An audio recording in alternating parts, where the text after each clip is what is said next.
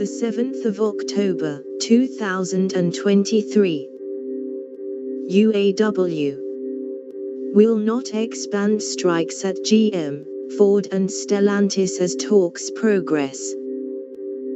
The United Automobile Workers reported improved wage offers from the automakers and a concession from General Motors on workers at battery factories.